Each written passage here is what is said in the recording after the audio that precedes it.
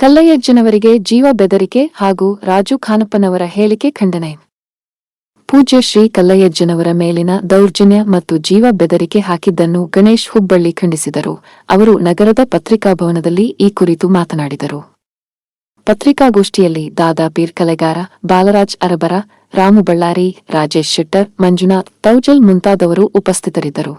ಹಾಕಿದ್ದಾರೆ. ಆಮೇಲೆ ಸಂಘಟಕರು ಯಾವುದೋ ಜಾತಿವಾದಿಗಳು ಏನು ಈ ರೀತಿ ಗದಗ ಶಾಂತಿ ಇದ್ದಿದ್ದು ಹೊಲಸಾಟ ಮಾಡ್ತಾ ಇದ್ದಾರೆ. ಅದು ಆಗಬಾರ್ದು. ಹಾಗಾಗಿ ಜಾತ್ರೆ ಇವತ್ತು ಯಾರೋ ಒಬ್ಬರು ಹೆಸರು ಕೊಟ್ಟಿದ್ದು ಸುಮಾರು 6-7 ವರ್ಷ ಆಯ್ತು. ಅವಾಗ ನೆನಪಾಗಲಿಲ್ಲ. ಇವ್ರು ಜಾತ್ರೆ ಬಂದಂಗೆ ಯಾಕೆ ಮಾಡ್ತಾರೆ? ಜಾತ್ರೆ ಬೀಳೋದು ಬೇರೆ ದಿನ ನಾವು ಗದಗ ಜಿಲ್ಲೆ ಹುಟ್ಟಿದವರು ಗಾಡಿಗೆ ಹೋರಾಟ ಮಾಡಿದಂಥವ್ರು ಬರ್ರಿ ಹೇಳಿ ವಿಷಯ ತಪ್ಪಿದ್ರೆ ಹೋಗಿ ನಾವು ಮುಂದೆ ಕುಂದಿರ್ತೀವಿ. ಟ್ರಸ್ಟ್ನವರು ಬಂದು ನಿಮ್ಮ ಮುಂದೆ ಹೇಳಿಲ್ಲ, ನೀವೇ ಆಗದ ದನಿ ಎತ್ತಿ ಅಂದ್ರೆ ನೀವು ನಿಮ್ಮಷ್ಟಕ್ಕೆ ನೀವು ಇದು ಮಾಡಕತ್ತೀರಿ. ಅಂದ್ರೆ ಗದಗ ಜಿಲ್ಲೆಯಲ್ಲಿ ಹಿಂದೂ ಮುಸ್ಲಿಂ ಜಗಳ ಹಚ್ಚಕ್ಕೆ ನೋಡಕತ್ತೀರಿ. ಬೈರಂಗೆ ಹೋಗಿ ಬರ್ರಿ ಹೇಳ್ರಿ, ಎಲ್ಲ ಸಂಘಟಕರು ಕೂಡೋಣ, ಎಲ್ಲರೂ ಕೂಡಿ ನಾವು ಇದು ಮಾಡೋಣ.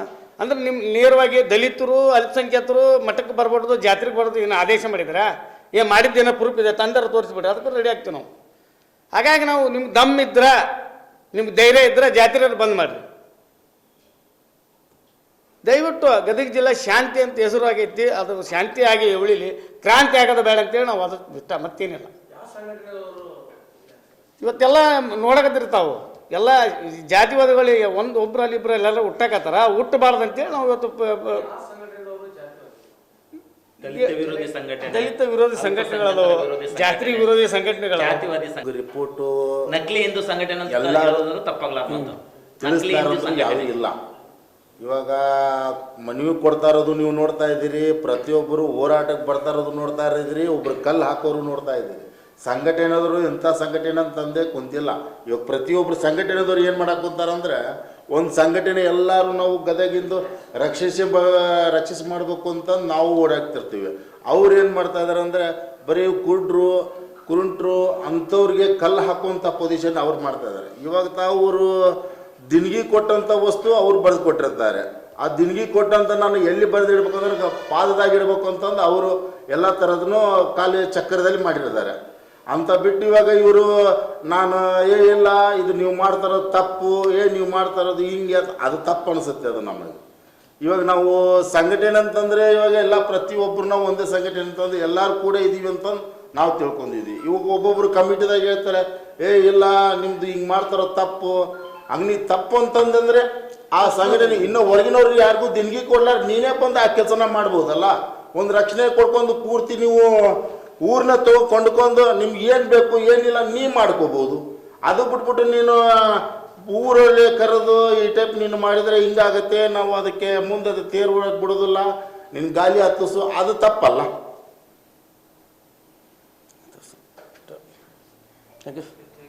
ಹೌದಲ್ರಿ? ಇವಾಗ ಪ್ರತಿಯೊಂದು ವಿಷಯ ಏನಾಗಿದೆ ಅಂತಂದ್ರೆ, ಇವಾಗ ನಾವು ಒಂದು ವಸ್ತು ಕೊಡಿಸಿರ್ತೀವಿ ಅಂತಂದ್ರೆ ಅದು ಅವ್ರಿಗೆ ಹೆಸರು, ಅವ್ರಿಗೆ ದಿನಗಿ ಇವಾಗ ನನ್ನ ಹೆಸರು ಅಂತಂದ್ರೆ ಚೀಟಿನೇ ಬರೆದು ಕೊಟ್ಟಿರ್ತಾರೆ ಅವರು. ಅವ್ರ ಭಕ್ತಿ ನಿನಗಾಗ ಕೇಳ ಹಾಕಿದೆ ಅಂತಂದ್ರೆ ಅದನ್ನೆಲ್ಲ ಕೊಡಿಸ್ಬೇಡ, ನೀನೇ ಬಂದು ದಿನ ಆಶ್ರಮ ನಡೆಸು. ಮತ್ತೆ ಅಲ್ಲಿ ಇಲ್ಲಿ ಸುತ್ತಿ ಹೇಳೋದು ಬೇಕಾಗಿಲ್ಲಲ್ಲ. ಇವಾಗ ನೀವು ಅಲ್ಲಿ ಒಂದು ಮನವಿ ಕೊಟ್ಟೆ, ಇದು ನಡೆಸಬಾರ್ದು, ಇದಕ್ಕೆ ಮುಂದೆ ಉಗ್ರ ಹೋರಾಟ ಮಾಡ್ತೀವಿ. ಗದಗ ಇವಾಗ ಶಾಂತಿಲಿಂದ ಇರೋದು ನಿನಗೆ ಇಡಿಸಿಲ್ಲ ಅನ್ನೋ ಲೆಕ್ಕದಾಗ ಬಂದಿದೆ. ಉಗ್ರ ಹೋರಾಟ ಅವ್ರಿಗೆ ಅಷ್ಟ ಮಾಡಕ್ಕೆ ಬರೋದಿಲ್ಲ, ಎಲ್ಲರಿಗೂ ಬರುತ್ತೆ. ಎಲ್ಲ ಪ್ರತಿಯೊಬ್ಬರಿಗೂ ಬರುತ್ತೆ, ಎಲ್ಲರಿಗೂ ಬರುತ್ತೆ. ನಾವು ಒಳ್ಳೆ ರೀತಿಯಿಂದ ಎಲ್ಲರೂ ಕೂಡಿ ಮಾಡೋಣ ಅನ್ನತ್ತೀವಲ್ಲ, ಅವ್ರು ಬೇಡ ಇವ್ರು ಬೇಡ ಅಂತ. ಅವ್ರ ತ್ರಾಸು ಎಷ್ಟಿದೆ ಅನ್ನೋದು ಯಾರಿಗೂ ಇನ್ನೂ ಹೇಳೋಕ್ಕಾಗ್ತಾಯಿಲ್ಲ, ನುಂಗೋಕ್ಕೂ ಆಗ್ತಾಯಿಲ್ಲ. ಅಂಥದ್ರಲ್ಲಿ ಇವ್ರ ಕುರುಡು ಜನಗಳಿಗೆ ಇಟ್ಟು ಸಾಕೋದು, ಅವ್ರಿಗೆ ಅಷ್ಟು ಕಷ್ಟಪಟ್ಟು ಸಾಕುವಂಥ ವಸ್ತುಗಳು ಜಾಗಕ್ಕೆ ಹೊಂಟಿರೋದು ಅದರಲ್ಲಿ ಎಲ್ಲ ಪ್ರತಿಯೊಬ್ಬರು ಬಂದು ಅವರಿಗೆ ಅಡ್ಡಿ ಹಾಕ್ತಾ ಇರೋ ದಾರಿಯಲ್ಲಿ ಇವಾಗ ಕೊಡುವಂಥ ಭಕ್ತರು ಅವರು ಯಾರ ಹೆಸರು ಮೇಲೆ ಕೊಟ್ಟರು ಸುತ್ತ ಕೂಡ ಅವರು ಸ್ವೀಕರಿಸ್ತಾ ಇದ್ದಾರೆ. ಪ್ರತಿಯೊಬ್ಬರು ಒಂದೊಂದು ವಸ್ತು ಮೇಲೇ ಸ್ವೀಕರಿಸ್ಕೊತ ಹೊಂಟಿದ್ದಾರೆ. ಅಂಥ ದಾರಿಯಲ್ಲಿ ಒಬ್ಬರು ಕಲ್ಲು ಹಾಕ್ತಾ ಇದ್ದಾರೆ. ಯಾವ ಉದ್ದೇಶ ಪ್ರಕಾರ ಕಲ್ಲು ಹಾಕ್ತಾ ಇದ್ದಾರೆ ಏನು ಒಂದು ಗೊತ್ತಾಗ್ತಾ ಇಲ್ಲ. ಇವರು ಮಾಡ್ತಾ ಇರೋದು ಯಾವುದು ಸರಿ ಅನ್ನಿಸ್ತಾ ಇಲ್ಲ ನಮಗೆ.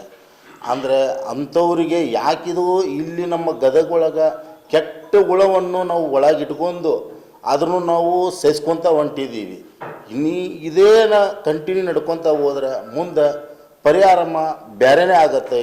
ಇದು ನಾವು ಎದಕ್ಕೆ ಈ ಟೈಪ್ ತಿಳಿಸ್ತಾ ಇದ್ದೀವಿ ಅಂದರೆ, ಅವ್ರ ಕಷ್ಟವನ್ನು ನಾವು ಸಹಿಸ್ಕೊಳಕ್ಕಾಗ್ತಾ ಇಲ್ಲ, ಅವ್ರ ದುಃಖವನ್ನು ನಮ್ಗೆ ತಡ್ಕೊಳಕ್ಕೂ ಆಗ್ತಾಯಿಲ್ಲ. ಇಂಥ ಪರಿಸ್ಥಿತಿಯಲ್ಲಿ ಅವರು ಎಲ್ಲದಕ್ಕೂ ಸಹಿಸ್ಕೊಂತು ಅವ್ರಿಗೆ ಧೈರ್ಯ ತುಂಬಕ್ಕೆ ಹೋದ್ರ ಸುತ್ತ ಕೂಡ ಇವ್ರು ಪ್ರತಿ ಒಂದೊಂದು ದಿವಸಕ್ಕೆ ಒಂದೊಂದು ಬೇರೆ ಮಾತು ಹೇಳ್ತಾ ಇದ್ದಾರೆ. ದಯವಿಟ್ಟು ಅದಕ್ಕೂ ಒಂದು ಈ ಪೊಲೀಸವರು ಇಲಾಖೆಯಲ್ಲಿಂದ ಆಗಲಿ ಎಲ್ಲರಿಗಾಗಲಿ ಅವ್ರಿಗೆ ಸ್ವಲ್ಪ ರಕ್ಷಣೆ ಕೊಡಬೇಕು ಅಂತಂದು ನಮ್ಗೆ ಭಾಳ ಭೀಮ ವಂದನೆಗಳನ್ನು ತಿಳಿಸೋದ್ರ ಮೂಲಕ ನಾವು ಇವತ್ತು ಜೈ ಭೀಮ್ ಸಂಘರ್ಷ ಸಮಿತಿ ಗಣೇಶ್ ಹುಬ್ಬಳ್ಳಿಯವರ ನೇತೃತ್ವದಲ್ಲಿ ಏನು ಗದಗ ಜಿಲ್ಲೆಯಲ್ಲಿ ಸೌಹಾರ್ದತೆಯನ್ನು ಹದಗೆಡಿಸುವಂಥ ಕೋಮುವಾದಿ ಸಂಘಟನೆಗಳು ಏನದವ ಅದರ ವಿರುದ್ಧವಾಗಿ ಮತ್ತು ಕಲ್ಲಯ್ಯಜ್ಜನವರ ಜೀವ ಬೆದರಿಕೆಯನ್ನು ಖಂಡಿಸಿ ಈ ಪತ್ರಿಕೆಗೋಷ್ಠಿಯನ್ನು ಕರೆದಿದ್ದಾರೆ. ಈ ಪತ್ರಿಕೆಗೋಷ್ಠಿಯ ಉದ್ದೇಶ ಏನಂದರೆ, ಗದಗ ಜಿಲ್ಲೆ ಒಂದು ಶಾಂತಿ ತೋಟ, ಇದು ಜಗತ್ತಿಗೆ ಮಾದರಿ. ಯಾಕಂದರೆ ಹಿಂದೂ ಮುಸ್ಲಿಂ ಎಲ್ಲರೂ ಸೇರಿ ಒಂದು ಟ್ರಸ್ಟನ್ನು ನಮ್ಮೆಲ್ಲರ ಪೂರ್ವಿಕರು ಕಟ್ಟಿದ್ದಾರೆ. ಇದು ಇಡೀ ಜಗತ್ತಿಗೆ ಮಾದರಿಯಾಗಿದೆ. ಇಂಥ ಒಂದು ಜಿಲ್ಲೆಯಲ್ಲಿ ಕೆಲವೊಂದು ಕೆಟ್ಟ ಕೀಡೆಗಳು ಅಂತೇಳಿ ಕರಿಬೋದು, ಅವು ಕೋಮಗಲಿಬಿಯನ್ನು ಎಬ್ಬಿಸ್ತವೆ. ಯಾವಾಗ ಮಠ ಮಂದಿರಗಳಲ್ಲಿ ಜಾತ್ರೆ ಏನು ಹಬ್ಬ ಹರಿದಿನಗಳನ್ನು ಆಚರಣೆ ಮಾಡುವ ಸಂದರ್ಭದಲ್ಲಿ ಜಾತಿಗೆ ವಿರೋಧವಾಗಿ ಜಾತಿಗಳನ್ನು ಎದ್ದಿಕಟ್ಟಿ ಜಾತಿಯ ಮಧ್ಯದಲ್ಲಿ ವಿಷ ಬೀಜವನ್ನು ಬಿತ್ತುವಂಥ ಏನು ಈ ವಿಷ ಜಂತುಗಳು, ವಿಷ ಕೀಡೆಗಳದವು, ಇವುಗಳನ್ನು ಗದಗ ಜಿಲ್ಲೆಯಿಂದ ಗಡೀಪಾರು ಮಾಡ್ಬೇಕಂತೇಳಿ ಈ ಒಂದು ಪತ್ರಿಕೆ ಮೂಲಕವಾಗಿ ನಾವು ಒತ್ತಾಯಿಸುತ್ತೇವೆ. ಜಿಲ್ಲಾಡಳಿತ ಗಂಭೀರವಾಗಿ ಪರಿಗಣಿಸಬೇಕು.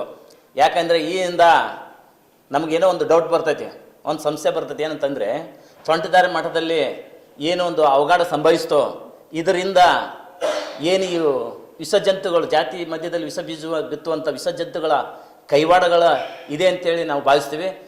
ಅದು ಕೂಡ ಸೂಕ್ತ ತನಿಖೆ ಆಗಬೇಕು.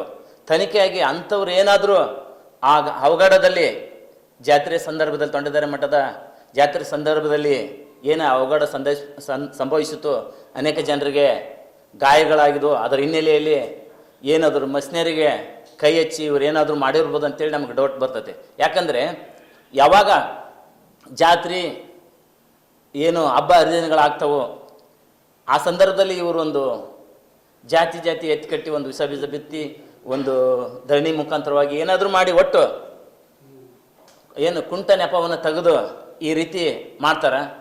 ಅದಕ್ಕೆ ಅದನ್ನು ಸರ್ಕಾರ ಗಂಭೀರವಾಗಿ ಪರಿಗಣಿಸ್ಬೇಕು. ಇದನ್ನು ಜಿಲ್ಲಾಡಳಿತ ಪರಿಗಣಿಸಿ ಅವರನ್ನು ಗಡೀಪಾರು ಮಾಡಬೇಕು. ಏನೋ ಒಬ್ಬರು ಸಣ್ಣ ಪುಟ್ಟ ಜಗಳ ಮಾಡಿಕೊಂಡು ಏನಾರು ಮಾಡ್ತಾರೆ, ಅಂಥವ್ರ ಮ್ಯಾಗ ರೆಡಿ ಸೀಟ್ ಹಾಕ್ತೀರಿ ಮತ್ತು ಅಂಥವ್ರನ್ನ ಗಡೀಪಾರು ಮಾಡ್ತೀರಿ. ಇಲ್ಲಿ ಜಾತಿ ಮಧ್ಯದಲ್ಲಿ ಮತ್ತು ಬಂದೂಕು ತರಬೇತಿಯಲ್ಲಿ ಪಾಲ್ಗೊಂಡಿರುವಂಥದ್ದು ಎಲ್ಲ ಸಾಕ್ಷಿ ಸಮೇತವಾಗಿ ಜಿಲ್ಲಾ ಆಡಳಿತ ಮುಂದಿದೆ. ಯಾಕೆ ನೀವು ಇದನ್ನು ಗಂಭೀರವಾಗಿ ಪರಿಗಣಿಸ್ತಿಲ್ಲ ಅಂತೇಳಿ ನಾವು ಜಿಲ್ಲಾಧಿಕಾರಿಗೆ ಮತ್ತು ಜಿಲ್ಲಾಡಳಿತಕ್ಕೆ ಒಂದು ಪ್ರಶ್ನೆ ಮಾಡ್ತೀವಿ. ಯಾಕೆ ನೀವು ಸುಮ್ಮನೆ ಕೂತ್ಕೊಂಡಿದ್ರಿ? ಇಂಥವೆಲ್ಲ ಇದ್ದಾಗಲೂ ಕೂಡ ಇಂಥವ್ರಿಗೆ ಯಾಕೆ ನೀವು ಗಡೀಪಾರು ಮಾಡ್ತಾಯಿಲ್ಲ? ಇಂಥವ್ರಿಗೆ ಯಾಕೆ ನೀವು ಪ್ರೋತ್ಸಾಹ ಕೊಡ್ತೀರಿ? ಇಂಥವ್ರನ್ನ ಯಾಕೆ ನೀವು ಪೋಷಿಸ್ತೀರಿ?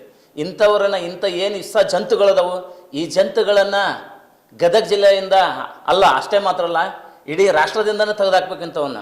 ಯಾಕಂದರೆ ಶಾಂತಿಯುತವಾಗಿ ಏನು ಕುರಾನ್ ಆಗಿರ್ಬೋದು, ಬೈಬಲ್ ಆಗಿರ್ಬೋದು, ಭಗವದ್ಗೀತೆ ಆಗಿರ್ಬೋದು, ಎಲ್ಲವೂ ಏನು ಹೇಳ್ತಾವೋ ಎಲ್ಲರೂ ಒಂದಾಗಿ ಸಮಬಾಳು ಸಮಪಾಲು ಬಾಳ್ರಿ.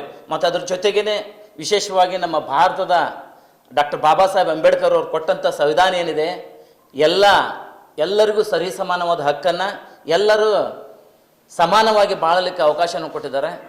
ಇಲ್ಲಿ ಯಾವುದೇ ರೀತಿಯ ತಾರತಮ್ಯ ಮಾಡಬಾರ್ದು. ಅವರು ಬಹಿರಂಗವಾಗಿ ಏನು ಕೊಡ್ತಾರೆ, ಅನ್ಯ ಧರ್ಮೀಯರ ಹೆಸರಿದ್ದಾರೆ ಅಂತ ಕೇಳ್ತಾರೆ. ಅವ್ರು ಯಾವ ಅನ್ಯ ಧರ್ಮೀಯರ ಅದರ ಸಾಬೀತುಪಡಿಸ್ಬೇಕು ಅದನ್ನು.